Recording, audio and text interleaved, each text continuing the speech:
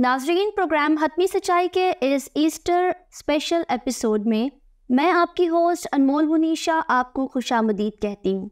آج کا یہ شو جو کہ ایسٹر کی مناسبت سے ہے، اس کا عنوان حضرت موسیٰ کس طرح المسیح کا پیش خیمہ ثابت ہوئے، اور ہمارے ساتھ موجود ہے محترم پاسٹر کنول شفیق جو کہ آج کے اس عنوان سے متعلق سوالات پر روشنی ڈالیں گے۔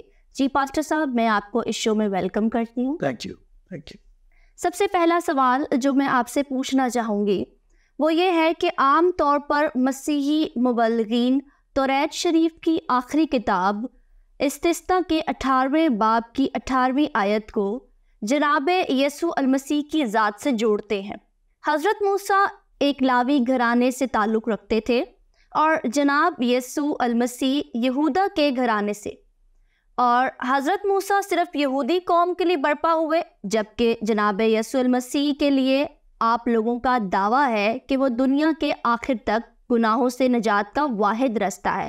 تو یہ تو ان دونوں کی ذات کا کوئی موازنہ نہ ہوا، اس کے بارے میں آپ کیا کہیں گے؟ شکریہ، بہت گہرا سوال آپ نے کر دیا۔ بہرحال کوشش کرتے ہیں۔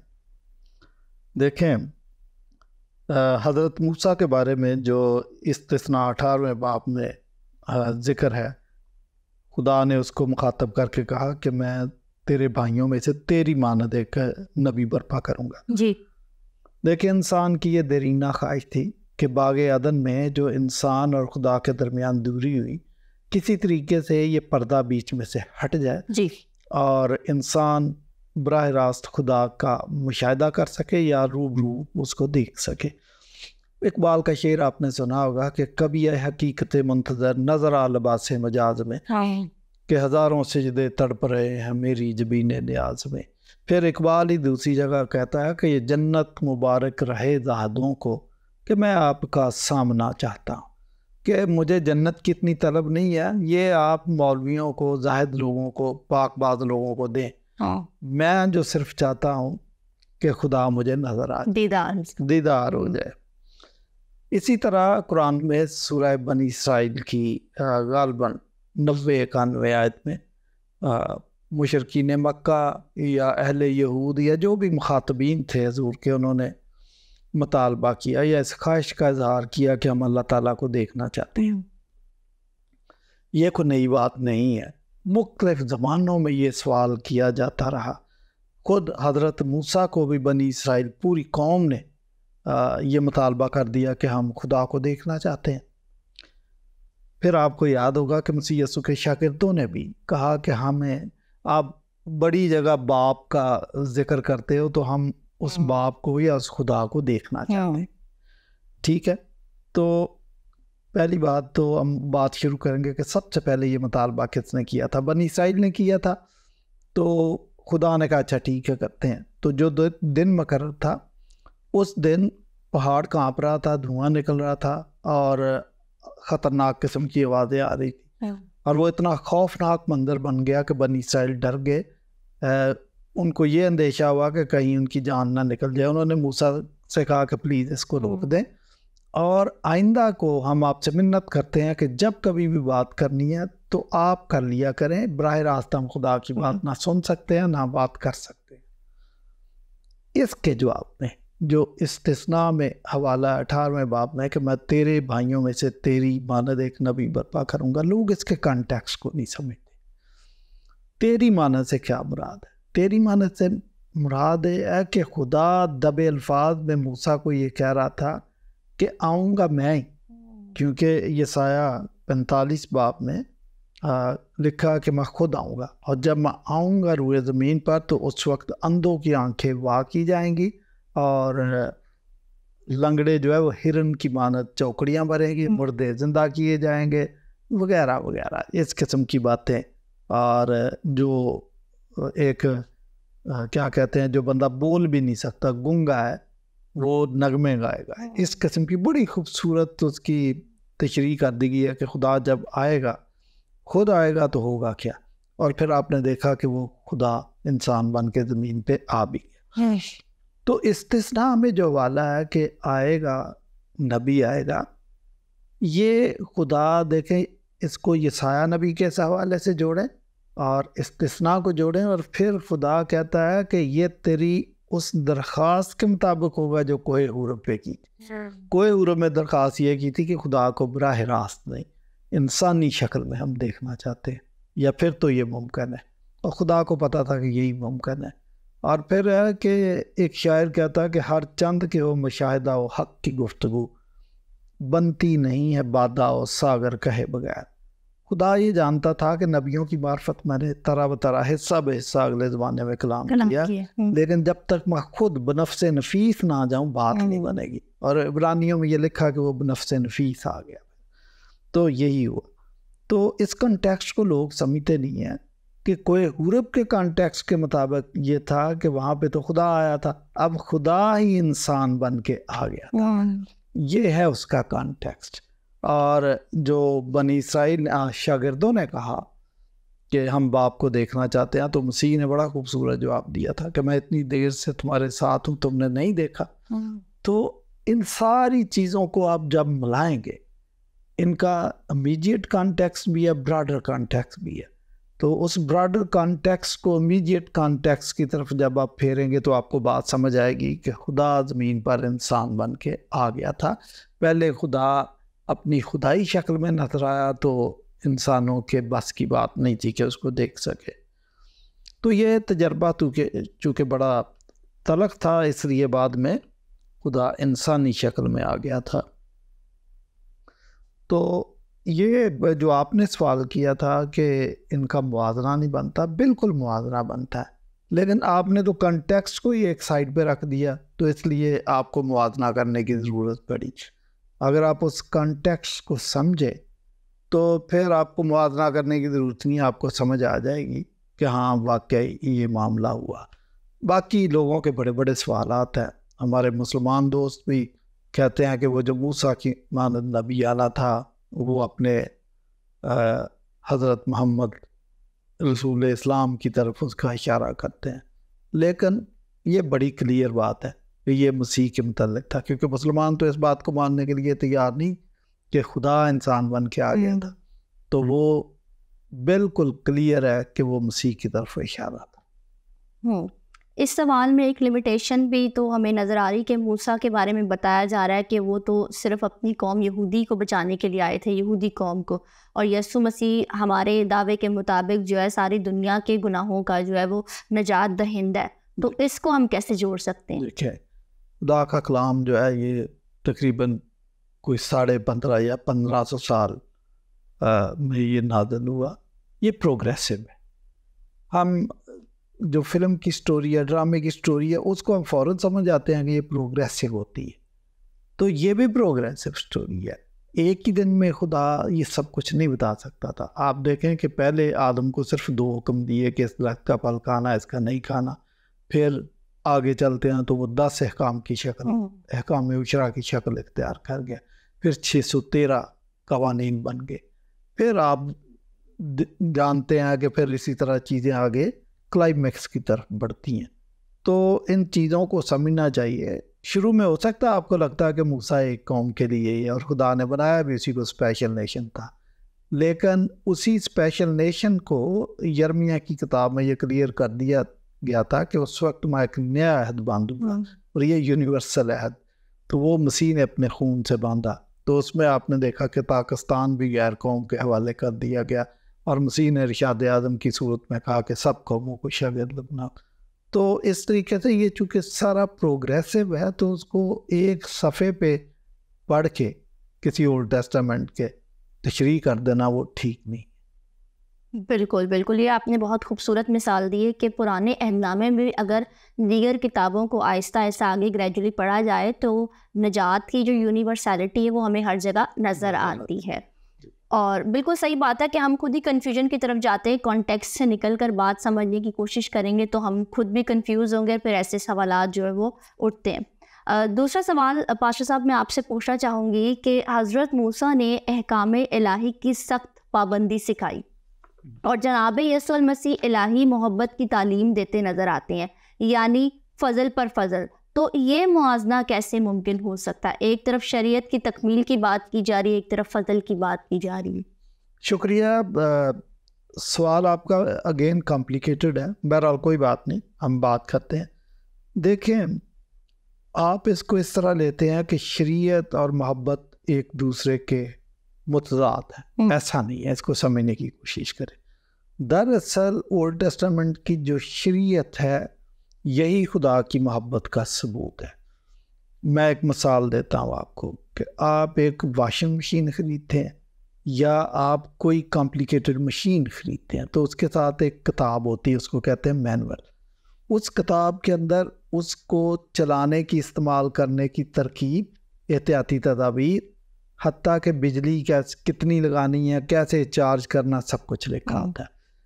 یہ بک جو ہوتی ہے یہ اس کمپنی کی، آپ کہیں کہ کنسرن کی بات ہے کہ جس کو وہ مال بیچتے ہیں اس کو کوئی تکلیف نہ ہو. دنیا میں اگر انسان کو بھیجا گیا ہے تو بائبل ایک مینول کے طور پر دی گئی ہے، قوانین ایک مینول کے طور پر دیے گئے ہیں. باغ عدن میں جب آدم کو رکھا تھا تو اس کو لمبے چوڑے قوانین نہیں دیے، ضرورت نہیں تھی. لیکن جب اس کو باغ عدن سے نکال کر دنیا میں بھیجا تو خدا جانتا تھا کہ اب اس کو پریشانیوں کا سامنا کرنا پڑے گا. کائن نے اس بات کا اظہار بھی کیا تو میں تو مارا جاؤں گا، ٹھیک ہے نا. تو خدا نے کہا فکر نہیں کر، میں تجھے ایک نشان دوں گا. تو یہ جو قوانین ہے یہ خدا کی محبت کا ثبوت ہے، ایک دوسرے کے اپوزٹ نہیں ہے. پھر یہ خدا کا مینول اور محبت اور کنسرن کا ثبوت ہے. یہ میں آپ کو بتاؤں، کائن کو جو نشان دیا تھا یہ بھی خدا کی محبت کا ایک ثبوت ہے. آدم اور حوا کو چمڑے کا لباس بنایا، یہ خدا کے کنسرن اور محبت کا ثبوت ہے. اسی طرح تھوڑا آگے چلیں تو خدا نے ایک سیکریفیشل سسٹم دے دیا. تو بے شک اس میں قوانین ہے، جو آپ نے سوال کیا کہ وہ قوانین بڑے سخت تھے، لیکن دراصل یہ سیکریفیشل سسٹم، یہ قوانین انسان کی بہتری کے لیے تھے. تو جو شخص ہماری بہتری چاہتا ہے کہ یہ معاشرے میں اچھے طریقے سے جی سکیں، یہ اس کی محبت اور کنسرن کا ثبوت ہے. کائن کو کہا کہ اگر کسی کو کوڑ ہو معائنہ کر تو آپ حکم نامہ جاری کر دیں کہ وہ شہر میں نہیں رہ سکتا. کائن ایسا ہی کرتا تھا. اب بظاہر جس شخص کو حکم دیا کہ آپ نے شہر میں نہیں رہنا، آپ کو کوڑ کی بیماری، ایسا لگتا ہے کہ اس کے حقوق سلب کر لیے گئے.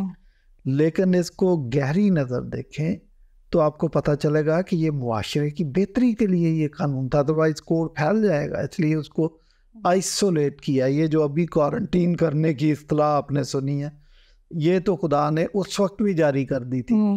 تو اس طریقے سے میں جیسا سمجھتا ہوں کہ یہ جو قوانین تھے شریعت کے، آپ نے کہا کہ وہ تو بڑے سخت تھے، لیکن نیو ٹیسٹامنٹ پہ خدا کی محبت نظر آئی ہے. وہ محبت جو ہے وہ کلائمیکس کی طرف بڑھتی ہوئی نظر آئی ہے. اور نیو ٹیسٹامنٹ میں یہ جو خدا کی محبت اور فضل ہے، فضل پر فضل اور محبت پر محبت، یا آپ ایسے کہیں کہ محبت کے، فضل کے دروازے کھول دیے، ڈیپو کھول دیے. لیکن یہ ساری چیزیں ہیں ڈے ون سے. اولڈ ٹیسٹامنٹ میں سیکریفیشل سسٹم میں آپ نے گناہ کیا تو آپ ایک بکرا ذبح کریں گے کائن کے سامنے لا کے. مجھے بتائیں کہ خدا اگر بکرے نہ پرووائڈ کیے، بکرا پیدا ہی نہ کرے تو آپ تو مارے گے. آپ کائن کے سامنے جا کے ہاتھ جوڑ کے کھڑے ہو جائیں گے، جی مجھے تو بکرا ہی نہیں مل رہا کہیں سے. یہ بھی خدا کا فضل، خدا کی محبت ہے کہ بکرے بہتات کے ساتھ، بکرے، چھترے، بیل یہ دے دیے کہ لوگ قربانی آپ کرو.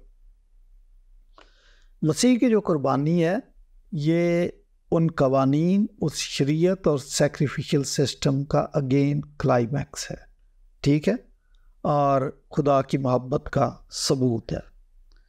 پھر ان قوانین کی دراصل افادیت کیا ہے؟ افادیت ان کی یہ عبرانیوں 9 باب کی 10ویں آیت میں لکھا ہے کہ یہ جو قوانین تھے یہ اصلاح کے وقت تک رہے. جب انسان کی اصلاح کے لیے کام کر دیا گیا، یعنی وہ عظیم قربانی دے دی گئی، تو پھر ان کی ضرورت نہیں رہی. پھر صرف ایتھیکل قوانین باقی ہیں جو ہمیشہ رہیں گے. خون نہ کرنا، چوری نہ کرنا، زنا نہ کرنا، یہ قوانین باقی رہیں گے. لیکن باقی جو دیگر 2 قسم کے قوانین تھے ان کی اب ضرورت نہیں رہی. لیکن ہمارا آپ کا سوال یہ تھا کہ یہ جو اولڈ ٹیسٹامنٹ کے قوانین شریعت ہیں یہ خدا کی محبت کے شاید برعکس ہیں، یہ ان میں تضاد ہے نہیں، تضاد نہیں ہے۔ بات یہ ہے کہ آپ نے جو پہلا سوال پوچھا تھا میں نے اس میں بھی آپ کو بتایا تھا کہ یہ سب کچھ پروگریسو ہے، سٹوری آگے کو بڑھ رہی ہے۔ محبت ڈے 1 پہ بھی ہمیں نظر آتی ہے۔ آپ دیکھیں کہ قائن جیسا بدبخت انسان کون سا ہوگا جس نے سگے بھائی کو قتل کر دیا، اور خدا نے اس کی بات پرس بھی کی کہ تیرے بھائی کا خون مجھے زمین سے پکار رہا ہے، تیرا بھائی کدھر ہے؟ لیکن اس کے باوجود جب اس نے خدا سے دست بستہ استدعا کی کہ میں تو مارا جاؤں گا، یہ میری سزا برداشت سے باہر ہے، تو خدا نے کہا اچھا ٹھیک، جو قائن کو قتل کرے گا میں اس کا 7 گنا بدلہ دوں گا۔ تو یہ محبت نہیں، قوانین اپنی جگہ، لیکن یہ سب کچھ محبت کی راہ سے وارث ہوا، یہ میں آپ کو بتاؤں۔ تو یہ ایک دوسرے کے متضاد نہیں ہے۔ ہم سمجھنے میں غلطی کرتے ہیں۔ آپ پیدائش کی کتاب سے جیسے جیسے اناجیل کی طرف آتے ہیں تو یہ چیزیں کلائمیکس کی طرف بڑھتی ہیں، اور خدا کی محبت ایک ایسا پوائنٹ آتا ہے کہ جہاں پر کھل کر ہمارے سامنے آ جاتی ہے، ہمیں نظر آ جاتا ہے کہ یہ خدا محبت کا خدا ہے۔ لیکن ویسے بنظر عمیق آپ دیکھیں تو ڈے 1 سے وہ محبت ہی کا خدا ہے۔ بعض لوگوں کے ذہن میں آئی کہ اولڈ ٹیسٹامنٹ کا خدا ظالم خدا، نیو ٹیسٹامنٹ کا خدا محبت کا خدا۔ اگین یہ ہماری مس انڈرسٹینڈنگ ہے، خدا شروع سے محبت کا خدا۔ بالکل، یعنی آپ کے کہنے سے مراد یہ ہے کہ اولڈ ٹیسٹمنٹ کی جو شریعت ہے یا جو احکام ہے اس کے پیچھے بھی ہمیں خدا کی محبت اس طرح نظر آتی کہ اگر وہ قوانین نہ دیے جاتے تو پھر انسان اور مشکل میں پڑ آوارہ گرد ہو جاتا ہے، بے مہار، شترے بے مہار ہوتا، تو وہ خدا کی بالکل محبت۔ لیکن ہم اسی سوال سے ایک اور بھی سوال پیدا ہوتا ہے نا کہ جب اولڈ ٹیسٹمنٹ میں ہوتا ہے تو خدا بولتا ہے کہ تم کرو تم کرو، اور جب نیو ٹیسٹمنٹ کی بات آتی ہے پرانے عہد نامے میں جب رول کو اس کے نازل ہونے کا یوئیل کی کتاب میں ذکر ہے تو اس میں لکھا کہ میں کروں گا، تو اس کو ہم کیسے سمجھ سکتے ہیں؟ دیکھیں یہ تو خدا کا اپنا ایک طریقہ کار ہے، لیکن چونکہ نیو ٹیسٹامنٹ پہ خدا زمین پہ آیا ہوا تھا تو پھر تو بظاہر راست ظاہر ہے کہ انسان سے بالمشافہ بات ہو رہی، تو وہ یہی کہا اس نے کہ میں تم سے کہتا ہوں۔ تو وہ بڑی خوبصورت بات ہے کہ خدا زمین پر آ گیا، انسانوں کے بیچ میں تھا، اور یہ اس نے محبت کا جو احساس تھا جتنا زیادہ کلیئر ہو سکتا تھا کلیئر کر دیا کہ خدا روبرو بالمشافہ انسان سے بات کر رہا تھا۔ اس وجہ اولڈ ٹیسٹامنٹ پہ ایسا لگتا ہے کہ خدا ہم سے تھوڑا دور ہے، ایسا، یہ بات آپ کی ٹھیک ہے۔ جی پادری صاحب، میں اگلا سوال آپ سے یہ پوچھنا چاہوں گی کہ حضرت موسیٰ نے اپنی شریعت میں فرمایا کہ جو بھی صلیب پر لٹکایا جائے وہ لعنتی ٹھہرے گا یا لعنتی ٹھہرا، جبکہ جناب یسوع المسیح سے یہ عقیدہ جڑا ہے کہ ان کی صلیبی موت سے دنیا کو نجات ملتی ہے۔ یہ موازنہ کس لحاظ سے قابل قبول ہے کہ اگر ایک شخص جو صلیب پر چڑھایا جا رہا ہے وہ لعنتی ٹھہرا ہے تو کسی کی لعنتی موت جو ہے وہ کسی کی نجات کا سبب کیسے بن سکتی ہے؟ جی شکریہ۔ یہ کویسچن تھوڑا ڈیفیکلٹ ہے اور غیر اقوام کو اور خصوصی طور پر مسلمانوں کو اور یہودیوں کو یہ سمجھنے میں مشکل پیش آتی ہے۔ لیکن آپ یہ دیکھیں کہ جو تھے مصنفین نیو ٹیسٹامنٹ کے وہ یہی سمجھانے کی کوشش کر رہے تھے، اور اس وقت سب سے پہلے یہودیوں کو یہ بات سمجھانا مقصود تھی، اور جتنے لوگوں نے اس بات کو سمجھا دے بیکیم کرسچن۔ یہودی اور مسلمان کو یہ بات سمجھانا ایکولی ڈیفیکلٹ ہے، جس طرح یہودی کا دماغ ہے اسی طرح کا مسلمان کا دماغ ہے۔ تو آپ یہ سمجھیں اولڈ ٹیسٹامنٹ میں یہ بات لکھی ہے، میں آپ کو ترتیب سے بتاتا ہوں کہ کیوں لوگوں کو بات سمجھ نہیں آتی۔ جہاں قوانین کی بات ہے تو 2 قسم کی باتیں استثناء کی کتاب میں، کہ اگر آپ یہ کام کرو گے تو یو ول بی بلیسڈ، اور اگر یہ کام کرو گے تو آپ لعنت کے زیر اثر آ جاؤ گے، زیر اثر آ جاؤ گے۔ اب اس میں سے ایک آیت آپ کو پڑھوں گا آپ کے لیے، استثناء 27ویں باب کی 26 آیت میں لکھا ہے کہ لعنت اس پر جو شریعت کی باتوں پر عمل کرنے کے لیے قائم نہ رہے، اور سب کہیں آمین۔ ان لوگوں نے کہا آمین۔ اب جب آپ نے اس بات پہ آمین کر دی تو اس کا مطلب آپ نے ایگریمنٹ سائن کر دیا کہ اگر خدا نخواستہ ہم شریعت کی بات یا کسی بات پر عمل کرنے میں ناکام رہے تو بے شک ہم لعنت کے اندر آ گئے. یہ ایگریمنٹ سائن ہو گیا. اب آ جائیں نیو ٹیسٹامنٹ میں. یعقوب اس بات کو بڑا واضح کرتا ہے کیونکہ جس نے ساری شریعت پر عمل کیا اور ایک بات میں خطا کی وہ سب باتوں میں گویا قصوروار ٹھہرا. اب اس بات کو سمجھیں کہ آپ نے 1,00,000 نیکیاں کر دی, آپ نے جو 613 قوانین تھے آپ نے 1 کروڑ دفعہ ان پر عمل کر دیا, لیکن انسان ہے, بندہ بشر ہے, اس کا خمیر خاک سے اٹھتا ہے, وہ کمزور ہے, کہیں ایک دفعہ اس سے غلطی سرزد ہو جاتی ہے تو آپ کی ساری نیکیاں غارت ہو جاتی ہیں. کیسے؟ یہ بات مسلمان کو اور یہودی کو سمجھنا بڑی مشکل ہے کیونکہ وہ تول کے حساب کرتے ہیں. اچھا, اب آپ یہ دیکھیں کہ بائبل کہتی ہے گناہ کی مزدوری موت ہے. اب آپ نے 1 کروڑ نیکیاں کی ہوئی ہیں لیکن ایک غلطی کی وجہ سے آپ کو سزائے موت ہو گئی, تو وہ جو نیکیاں آپ کے کسی کام کی. ایک دنیاوی مثال دیتا ہوں کہ ایک ڈاکو ہے, اس کو سزائے موت دے دی گئی, تختہ دار کی طرف پولیس لے کے جا رہی ہے. آپ کو پتا کہ 2 پولیس والے ہوتے ہیں, ایک نے دائیں سے پکڑا ہوتا ہے, ایک نے بائیں بازو پکڑا ہوتا ہے, اور سر پر کالا کپڑا چڑھایا ہوتا ہے اور دونوں بازو پیچھے سے باندھے ہوتے ہیں جب تختہ دار کی طرف لے کے جا رہے ہوتے ہیں. اب تختہ دار سے چند قدم پہلے ایک شخص آتا ہے, السلام علیکم. وعلیکم. میں 1 کروڑ روپے کا چیک آپ کو دے رہا ہوں. سائن کر کے چیک کو اس کی جیب میں ڈال دیتا ہے جس کے منہ پر کالا کپڑا ہے. 1 منٹ کے بعد اس کو تختہ دار پہ لٹکا دیا جائے گا. تو مجھے یہ بتائیں کہ یہ چیک اس کے کسی کام کا ہے؟ کسی کام کا نہیں ہے. وہ تو بیچارہ مر رہا ہے. اس کے لیے جو بہترین چیز ہو سکتی ہے وہ یہ ہو سکتی ہے کہ مجھے رہا کر دیا جائے. یہ جو گناہ کی مزدوری بہت ہے, یہ سمجھیں کہ آپ نے جتنی بھی نیکیاں کی, ایک گناہ کر لیا تو آپ مارے گئے. اس لیے بائبل آپ کو کہتی ہے کہ انسان ایمان سے ہمیشہ کی زندگی پا سکتا ہے, ایمان سے زندہ رہ سکتا ہے. اگر اعمال کی بات آپ کریں تو آپ مارے جائیں گے. اچھا, یہاں پر لوگوں کو مس انڈرسٹینڈنگ بھی ہوتی ہے. وہ کہتے ہیں کہ شاید بائبل اعمال کی نفی کرتی ہے یا اعمال کے خلاف ہے. ایسا ہرگز نہیں ہے. بالکل. نیو ٹیسٹامنٹ کہتا ہے کہ انسان کو نیک اعمال کے لیے خلق کیا گیا ہے اور خدا ہم سے توقع کرتا ہے کہ ہم نیک اعمال کریں, لیکن ہم نیک اعمال کی بدولت فیصلہ نہیں لے سکتے کہ جی فیصلہ اعمال کی بدولت کیا جائے. نہیں, نیک اعمال کرسچینٹی کا ثبوت ہے کہ اگر ہم کرسچن ہیں, ایماندار ہیں, مسیح پر ایمان رکھتے ہیں اور خدا کی بادشاہت کے اندر ہے تو ہماری ذات سے نیک کام صادر ہونے چاہیے. یہ 2 باتوں میں تمیز کرنا بہت لازمی ہے. اب آ جائیں غلطیوں 3 باب اس کی 9 سے 13 آیت میں پڑھ کے سنا دیتا ہوں آپ کو.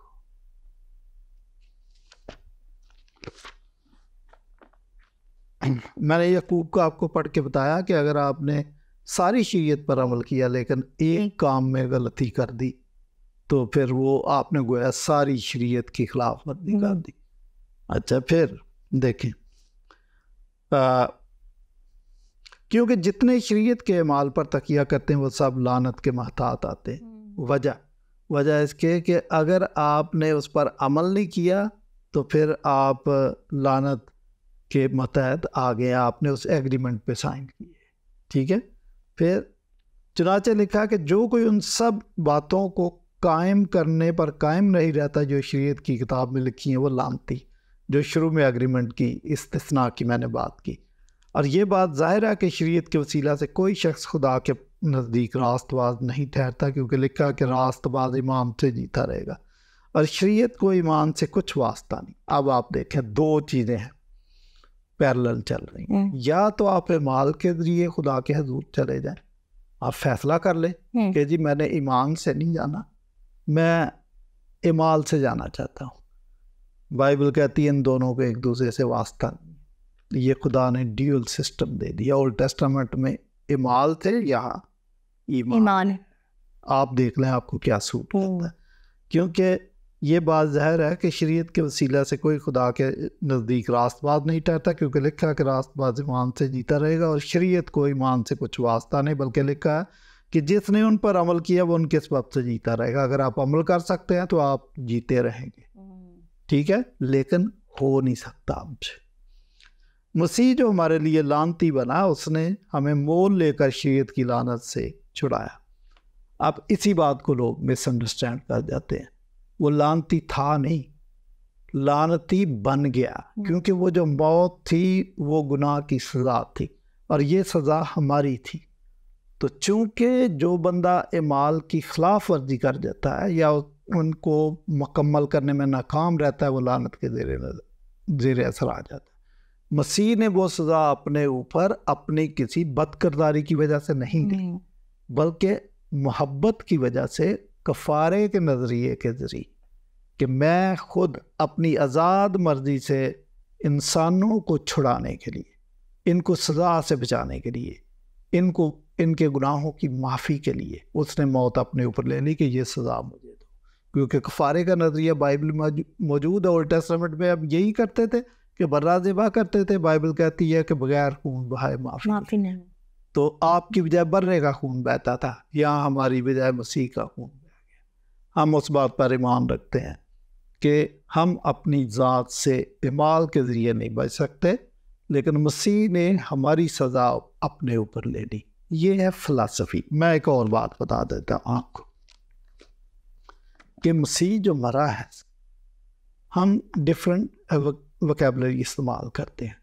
پاکستان میں انڈیا کا بارڈر ساتھ لگتا ہے, جھڑپ ہوتی ہے, تو اگر آپ جنگ اخبار یا نوائے وقت پڑھیں تو جو سرخی لگی ہوتی ہے وہ سرخی یہ ہوتی ہے کہ پاکستان اور ہندوستان کی سرحد پر فوجیوں کی جھڑپ, 13 ہندوستانی فوجی جہنم واصل اور 3 پاکستانی فوجی شہید.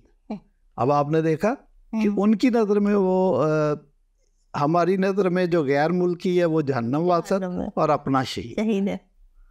مسیح کے بارے میں بھی یہی ہے کہ یہ جو لعنتی موت ہے یہ شریعت کے اعمال کے اس سسٹم کے تحت ہے, لیکن دراصل ہمارے لیے تو مسیح نے قابل قدر موت گوارا کی ہے. تو یہ ان چیزوں کو سمجھنا چاہیے. تھینک یو پاسٹر صاحب, آپ نے بہت خوبصورتی کے ساتھ ان تمام تر سوالات کے جوابات دیے ہیں. جی ناظرین, ان ساری باتوں سے جو آج کے ایپیسوڈ میں ہم نے ڈسکس کی, جو حتمی سچائی ابھر کر آتی ہے کہ شریعت ہو, شریعت کے قانون ہو, قربانیاں ہوں یا مسیح کی صلیبی موت ہو, ان سب میں یقیناً خدا کی محبت نمایاں نظر آتی ہے. اگلے ایپیسوڈ میں کسی نئی سچائی کی تلاش میں آپ کے سامنے حاضر ہوں گے. تب تک سچ کو جانیے, سچ کو کھوجیے, اور جب سچ مل جائے تو اسے قبول کرنے کا حوصلہ اور ہمت اپنے اندر رکھیے. بہت شکریہ.